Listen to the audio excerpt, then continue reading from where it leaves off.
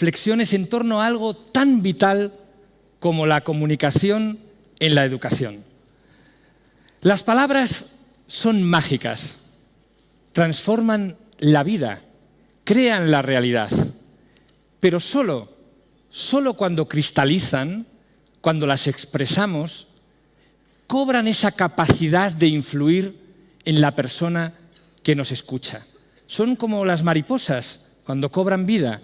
Las palabras, cuando cobran vida, hacen que las cosas existan. Somos lo que comunicamos y cuando comunicamos, somos. Hace 31 años, mi profesora me escribió 28 palabras que cambiaron e influyeron definitivamente en mi vida. Permítanme que se las lea. Las escribió en este libro de escolaridad hace 31 años y las conservo porque hay que conservar las cosas importantes. Decía lo siguiente: reunido el Consejo Orientador de la Escuela del Mar, cree que el alumno al que se refiere el presente libro de escolaridad puede seguir estudios superiores de BUP. Es decir, yo había acabado EGB y un grupo de personas, de profesores, se habían reunido para llegar a una conclusión, y es que yo no solo estaba capacitado para seguir mis estudios de bachillerato, sino que además pensaban que podía ir a la universidad. Hoy los tiempos son diferentes, pero yo les aseguro que he leído estas palabras durante muchísimos momentos de mi vida. En momentos en donde me desanimé, en donde pensé en que yo no estaba capacitado para estudiar, en momentos de cambio, en turbulencias económicas. Estuve a punto de dejar mi gran pasión, que era estudiar periodismo. Pero estas palabras, junto con las de mi madre, con el apoyo y el aliento firme de mi madre, hicieron que yo fuera a la universidad. Estoy convencido de que cada día ustedes trasladan a sus hijos, a sus estudiantes, mensajes que les ayudan a encontrar el camino, a alumbrar la luz, a reorientar, a fraguar una actitud, una conducta. Por eso yo hoy quiero reconocerles a ustedes el trabajo fundamental que desarrollan y sobre todo la importancia que tiene la comunicación en la educación. La comunicación es una habilidad que se puede entrenar, que se puede aprender. La comunicación, amigas y amigos, es la herramienta fundamental que utilizamos en el ámbito profesional. La comunicación sirve para reorientar estados y situaciones en la empresa, en la organización. Sirve para impulsar proyectos, sirve para resolver conflictos, sirve para motivar equipos. Es la herramienta que utilizamos todos los días. Sirve para denegar, para decir que no, para solicitar, para pedir. Sirve para vender. Sirve para gestionar nuestro día a día profesional. Y sin embargo, ¿por qué no le prestamos más importancia a entrenar la habilidad de comunicación en el ámbito educativo? Hay excepciones, desde luego, y aquí hay hoy presentes directores de colegio, profesores que son sensibles y que están tratando de introducir de alguna manera, como actividad extraacadémica, elementos que ayuden a mejorar la habilidad de comunicación. Pero en líneas generales podríamos decir que hemos creado un sistema en donde el conocimiento va del profesor al alumno por vía oral y ese conocimiento viene de vuelta por vía escrita. Es imprescindible que entrenemos la capacidad oral de demostrar la actitud y el conocimiento que tienen nuestros estudiantes. En España tenemos grandísimos profesionales. Estamos haciendo grandes obras, grandes infraestructuras en el campo de la ingeniería civil. Estamos haciendo el AVE de Medina a la Meca en medio de un desierto que se mueve con las tormentas. Tenemos a doctores dirigiendo hospitales en Nueva York. Pero, sin embargo, cuando esos grandes profesionales tienen que participar en foros o tienen que enfrentarse a retos comunicativos, les falta un método, les falta un mecanismo para poder ordenar toda esa información. Nosotros en el Instituto de Comunicación Empresarial tenemos la oportunidad de hablar con esos grandes profesionales y me gustaría compartir con ustedes lo que nos dicen, lo que dicen esos adultos cuando tienen que enfrentarse a algunos retos comunicativos. Hay algunos casos extremos y les diré simplemente que algún director general de una empresa multinacional se llegó a desmayar antes de hacer una intervención en un foro internacional. Es extremo, ¿de acuerdo? Pero es muy habitual que haya muchísimas personas que tienen tensión y que tienen miedo escénico. Hay muchas personas que lo pasan muy mal el día anterior antes de intervenir en público. Nos contaba una directiva que llegó a ir a Bruselas a dar una conferencia y volvió a España sin darla porque no tuvo el valor para enfrentarse a aquella situación. Los profesionales y los directivos también nos cuentan que les faltan herramientas para organizar la información. No saben cómo empezar a hablar, no saben cómo terminar. Les cuesta trabajo encontrar qué es lo importante para el público o para el receptor. Es importante que encontremos también un mecanismo para organizar la información. También nos consultan dudas de comunicación no verbal, no sabemos qué hacer con las manos, no sabemos si mirar al público o no, o como alguno de estos gurús que escriben y que dicen que lo bueno es imaginarse al público desnudo. Yo no lo estoy haciendo, se lo aseguro. Me está ayudando no hacerlo, porque me desconcentraría. Así que tenemos, por un lado, un sistema educativo que podemos mejorar y yo estoy seguro de que hay en todos nosotros esta sensibilidad hacia la mejora. Permítanme que, con toda humildad, comparta con ustedes algunas claves, por si les sirve de orientación. La primera es la reflexión con la que comenzábamos. Lo que no se dice no existe. Recuérdenlo, si no se expresa algo por escrito o de una manera gráfica, no existe. Por cierto, permítanme que pida un aplauso para Fernando de Pablos, que está haciendo un trabajo magnífico de expresar con dibujos y con gráficos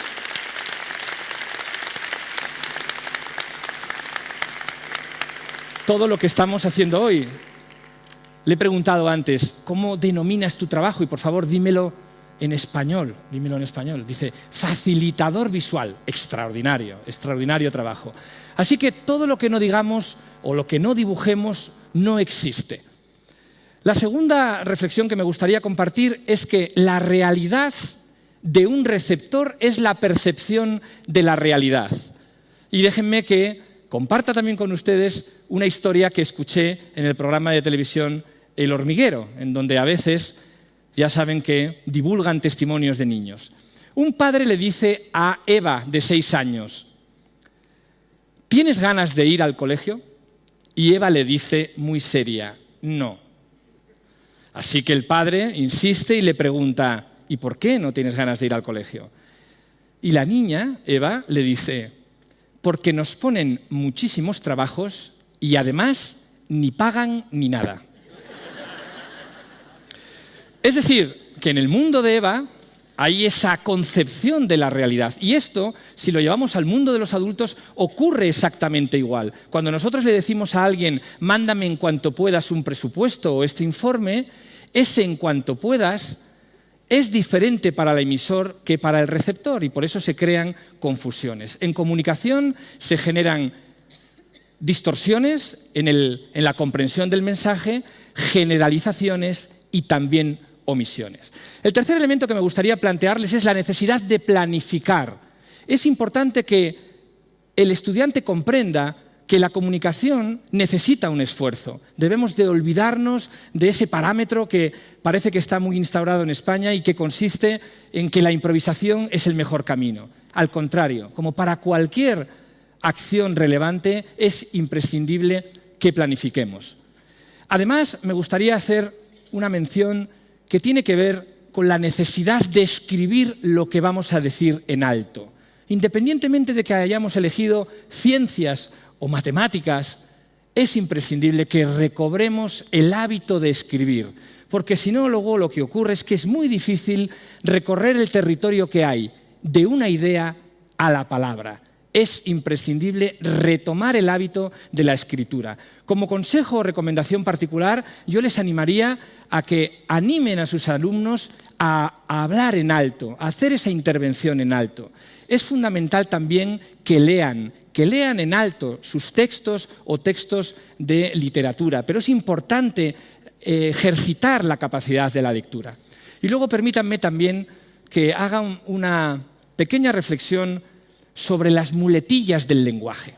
Ustedes seguro que han escuchado el antes de empezar, el bueno, el pues.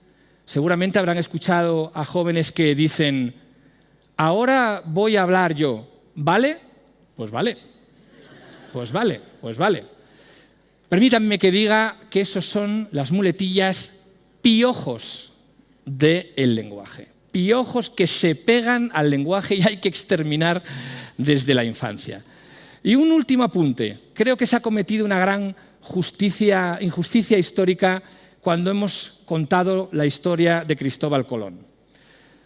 Ustedes saben que durante 7 años trató de persuadir a los reyes católicos para que financiaran su viaje. Grandes reuniones en distintas ciudades, seguramente las recorrían a caballo o en burro. Bien, no nos consta en los libros de historia que para conseguir esa negociación utilizara el PowerPoint. No consta, debería de figurar en los libros de texto. Así que, si nos sobra un poquito de champú de los piojos de las muletillas, le damos un poquito al PowerPoint para ver si lo reducimos un poco. Bueno, me gustaría, como les veo tan animados, que se pusieran por favor en pie. ¿Les apetece? Pónganse en pie, por favor. Me gustaría compartir con ustedes la experiencia de entrenar un patrón gestual. El premio Príncipe de Asturias, Antonio Damasio, dice que las emociones se representan en el teatro del cuerpo. Es decir, que cuando tenemos tensión, tenemos vergüenza o una autoexigencia a la hora de hablar en público, eso se traslada a nuestro cuerpo y por eso recorremos a veces kilómetros cuando hablamos en público. Bien, a mí me gustaría, si les apetece, que compartamos un patrón gestual por si les sirve de ayuda para hablar en público. Vamos a situar los pies a la altura de los hombros, es decir, quiero decir, con la misma distancia que tienen los hombros, sin adelantar un pie hacia adelante y sin adelantar un pie hacia detrás. Vamos a intentar hablar en público en esta posición. Yo no digo que no nos podamos mover, pero vamos a intentar movernos cuando queramos, no cuando quiere moverse nuestro cuerpo. Bien, vamos a situar las manos a la altura, ¿me aguantas, por favor? Vamos a situar las manos a la altura de la cintura, en la zona del ombligo. Para hacer este ejercicio es importante situar las manos en el ombligo de cada uno. Esto es importante, no en el ombligo del de al lado, en el ombligo de cada uno. Bien. Vamos a demostrarnos a nosotros mismos que podemos hacer una comunicación no verbal armónica. Vamos a mover el brazo derecho, ¿lo movemos, por favor? Lo movemos, imagínense que están hablando sin hablar en alto y hubiéramos hecho un gesto. Ahora vamos a mover el izquierdo, lo podemos mover perfectamente. Y ahora vuelven a la zona del centro, al ombligo. Lo digo porque hay veces que podemos tener la tentación de hablar con las manos en los bolsillos, a veces tenemos la tentación de hablar con las manos en la espalda o con los brazos cruzados. Esto es un patrón, es simplemente una sugerencia que a lo mejor les puede ayudar a expresarse. Lo importante es que sea armónico, que sea natural, un patrón que ustedes puedan adaptar. Bien, vamos a decir ahora, si les parece, algo, 3 palabras. Estas son las que le propongo. Comunicación, oportunidad y liderazgo. Hay 3 elementos que aportan la capacidad de persuadir para hablar en público: el contenido, la organización del contenido, la comunicación no verbal y la voz. El reto es que eso esté en sintonía. Si tenemos una comunicación no verbal armónica, estoy seguro de que reforzará el contenido de nuestra intervención junto con una voz solvente. Y eso es lo que vamos a ejercitar ahora. Les voy a pedir, por favor, que respiren por la boca para coger aire y que digamos todos juntos estas 3 palabras: comunicación, oportunidad y liderazgo. Si les parece, lo hago una vez para que logremos hacerlos todos conjuntos. Haríamos así, cuento a 3, 1, 2, 3 y hacemos comunicación, oportunidad, liderazgo, cada uno con sus gestos, pero la clave es que vuelva las manos al sitio. ¿De acuerdo? ¿Se animan? Vamos allá. 1, 2, 3. Muy bien, está muy bien. Vamos a intentar que nos oigan en Alcobendas. Para eso está la voz, para trasladar fuerza y energía. Vamos a hacerlo otra vez. 1, 2, 3. Respiramos. Esto ya es de aplauso. Vamos a aplaudir.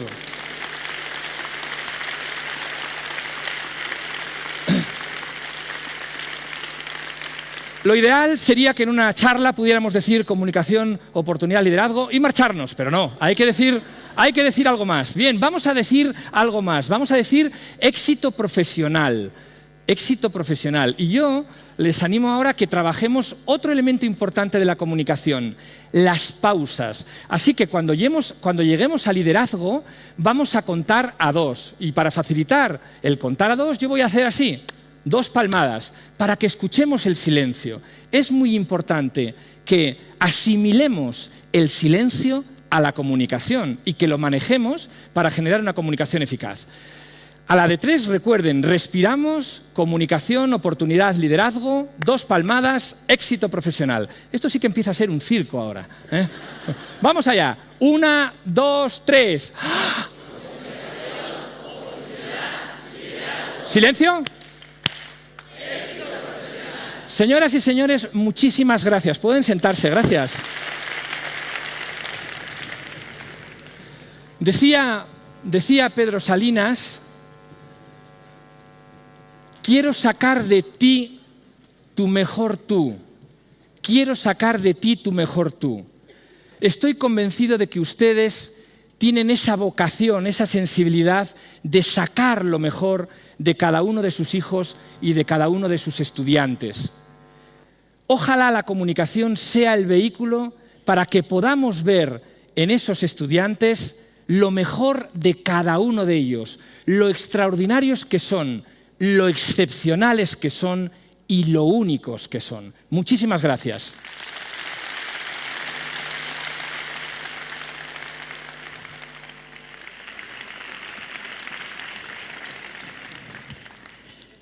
Qué gran clase magistral la de Daniel. Ahora no os fijéis más en mí a ver lo que hago con las manos y tal, que ya sabéis más.